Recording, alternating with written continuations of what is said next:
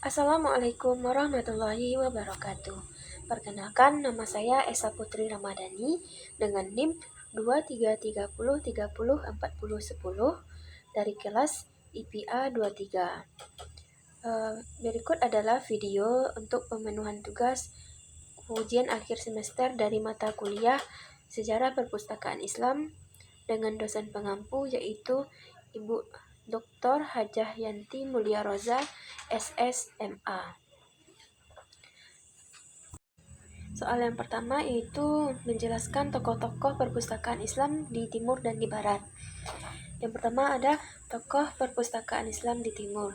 Ada Al-Ma'mun dari tahun 786 sampai 833 Masehi. Beliau adalah Khalifah Abbasiyah yang mendirikan Baitul Al-Hikmah atau rumah kebijaksanaan di Baghdad. Beliau menyediakan tempat bagi para ilmuwan untuk menerjemahkan karya-karya Yunani, Persia, dan India ke dalam bahasa Arab. Perpustakaan ini menjadi pusat ilmu pengetahuan terbesar di dunia Islam pada masanya. Yang kedua ada Hunain Ibnu Ishaq dari tahun 809 sampai 873 Masehi. Beliau adalah seorang penerjemah dan ilmuwan terkemuka. Beliau bekerja di Baitul Al-Hikmah dan menerjemahkan banyak karya penting dari bahasa Yunani ke bahasa Arab, terutama dalam bidang kedokteran dan filsafat. Yang ketiga, Ibnu Al-Nadim, wafat tahun 995 Masehi. Beliau merupakan penulis kitab Al-Fisris, sebuah katalog besar yang mencatat buku-buku dan karya ilmiah di berbagai disiplin ilmu di dunia Islam. Karya ini memberikan wawasan tentang luasnya literatur dan pengetahuan yang ada di perpustakaan-perpustakaan pada masanya. Yang kedua yaitu tokoh perpustakaan Islam dari Barat. Yang pertama ada Abdu Ar-Rahman III dari tahun 891 sampai 961. Beliau merupakan Khalifah Umayyah di Andalusia yang memerintahkan pembangunan perpustakaan besar di Cordoba. Perpustakaan Cordoba menjadi salah satu yang terbesar di dunia Islam Barat dengan koleksi yang sangat kaya. Yang kedua, Al-Hakam II dari tahun 915 sampai 976 Masehi. Beliau merupakan penerus Abdul Ar-Rahman III yang memperluas perpustakaan Cordoba dengan ribuan manuskrip tambahan, mengundang ilmuwan dan penulis dari seluruh dunia Islam untuk bekerja dan belajar di perpustakaan ini. Yang ketiga ada Ibnu Rushd dari tahun 1126 sampai tahun 1198 Masehi. Beliau merupakan seorang filsuf, dokter, dan terjemah terkenal di dunia Islam Barat. Karya-karyanya dalam bidang filsafat dan kedokteran banyak dipelajari di perpustakaan-perpustakaan, memiliki pengaruh besar baik dunia Islam maupun di Eropa. Tokoh-tokoh ini menunjukkan bagaimana perpustakaan-perpustakaan di dunia Islam, baik di timur maupun di barat, memainkan peranan kuat dalam pelestarian dan penyebaran ilmu pengetahuan. Mereka tidak hanya mengumpulkan buku, tetapi juga menciptakan lingkungan yang mendukung penelitian dan pembelajaran, dan dampaknya terasa hingga sekarang. Soal yang kedua yaitu jelaskan perkembangan perpustakaan Islam pada masa pemerintahan Daulah Umayyah dan Abbasiyah.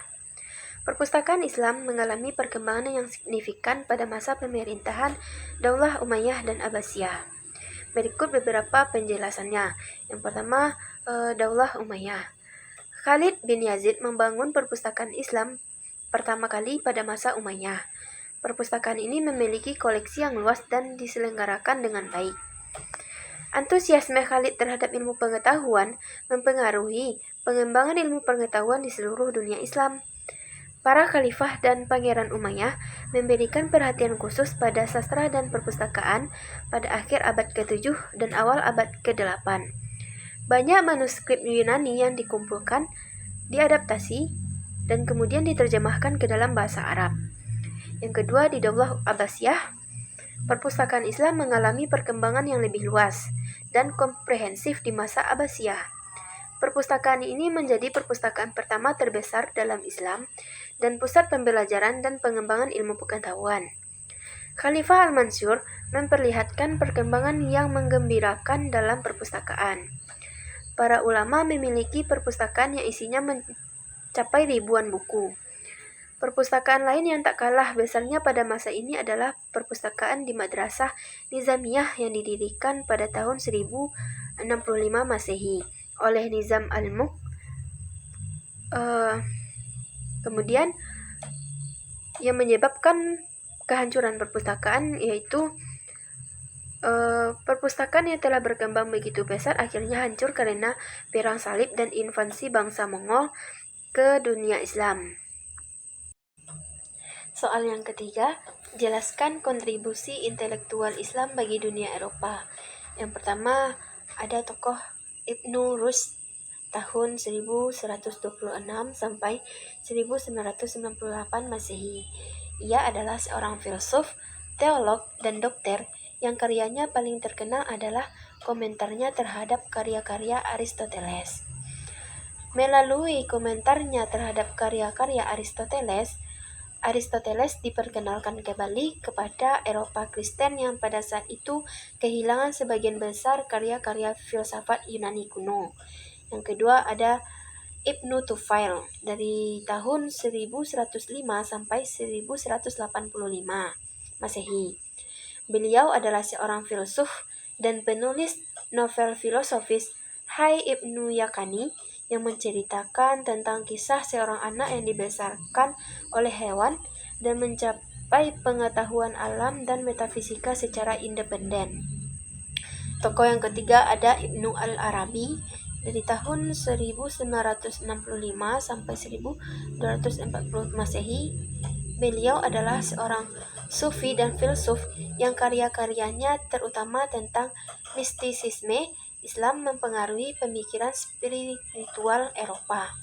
Meskipun pengaruh langsungnya mungkin lebih terlihat dan tradisi mistik dan filosofis, karyanya juga memberikan pandangan baru tentang spiritualitas yang melampaui batas-batas. Soal yang keempat yaitu jelaskan dalil-dalil Al-Quran tentang perpustakaan Islam. Yang pertama itu ada Quran Surat Al-Alaq surat ke-96 ayat 1-5. Bismillahirrahmanirrahim. Iqra bismi rabbikal ladzi khalaq. Khalaqal insana min 'alaq. Iqra wa rabbukal akram. Allazi 'allama bil qalam. 'Allamal insana ma lam ya'lam. Terjemahannya adalah bacalah dengan menyebut nama Tuhanmu yang menciptakan. Dia telah menciptakan manusia dari segumpal darah. Bacalah, dan Tuhanmu lah yang maha mulia, yang mengajar manusia dengan pena. Dia mengajarkan manusia apa yang tidak diketahuinya. Ayat ini menekankan pentingnya membaca dan menulis sebagai sarana utama untuk memperoleh pengetahuan. Surat yang kedua yaitu Quran Surat Al-Mujadilah ayat 50, surat ke-58 ayat 11. Bismillahirrahmanirrahim. Ya ayyuhallazina amanu iza qila lakum tafassahu fil majalisi fafsahu yafsahillahu lakum wa iza qila ansuru fansuzaw yarfa'illahu allazina amanu minkum wallazina utul ilma darajat wallahu bima ta'maluna khabir. Terjemahannya, wahai orang-orang yang beriman, apabila dikatakan kepadamu, berilah kelapangan di dalam majelis-majelis, maka lapangkanlah. Niscaya Allah akan mengangkat derajat orang-orang yang beriman di antaramu dan orang-orang yang diberi ilmu beberapa derajat. Dan Allah Maha mengetahui terhadap apa yang kamu kerjakan.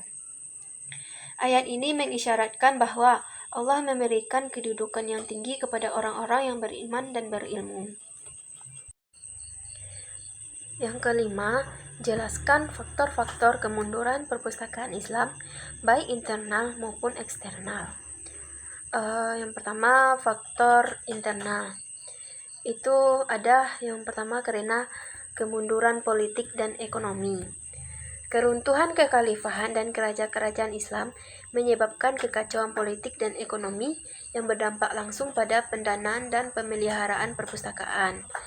Yang kedua itu karena kelemahan kepemimpinan.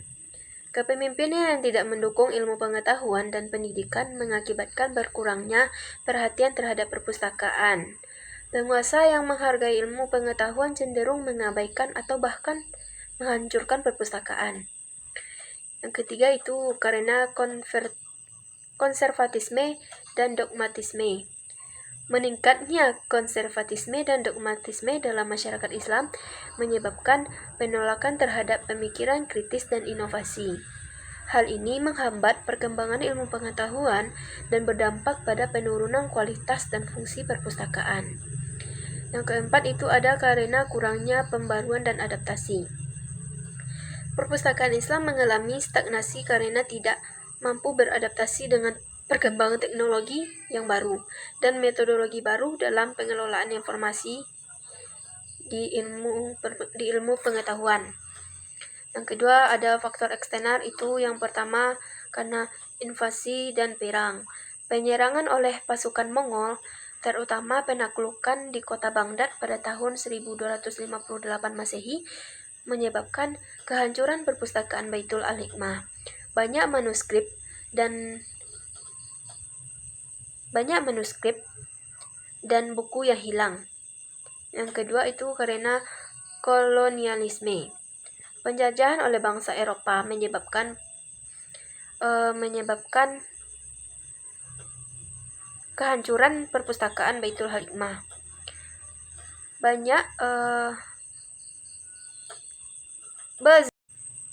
Yang kedua itu karena kolonialisme. Penjajahan oleh bangsa Eropa menyebabkan perampasan dan penghancuran aset-aset budaya, termasuk perpustakaan. Kolonialisme juga memperkenalkan sistem pendidikan yang berbeda, yang kadang mengabaikan atau meremehkan warisan ilmiah Islam. Yang ketiga itu karena perubahan politik dan sosial. Perubahan politik dan sosial yang signifikan seperti jatuhnya Kekaisaran Ottoman dan bangkitnya negara-negara nasional yang seringkali disertai dengan perubahan prioritas yang mengabaikan pentingnya perpustakaan dan ilmu pengetahuan. Dan yang keempat itu karena globalisasi dan modernisasi. Modernisasi dan globalisasi membawa perubahan yang besar dalam cara informasi disebarkan dan disampaikan kepada perpustakaan tradisional yang tidak mampu beradaptasi dengan teknologi baru, dan digitalisasi mengalami kemunduran yang sangat signifikan. Nah, itulah video penjelasan untuk menjawab pertanyaan-pertanyaan dari soal ujian akhir semester dari mata kuliah Sejarah Perpustakaan Islam. Saya mengucapkan terima kasih banyak karena telah menyimak video ini sampai selesai. Mohon maaf atas segala kesalahan baik dalam perkataan atau perbuatan. Sekian, Assalamualaikum warahmatullahi wabarakatuh.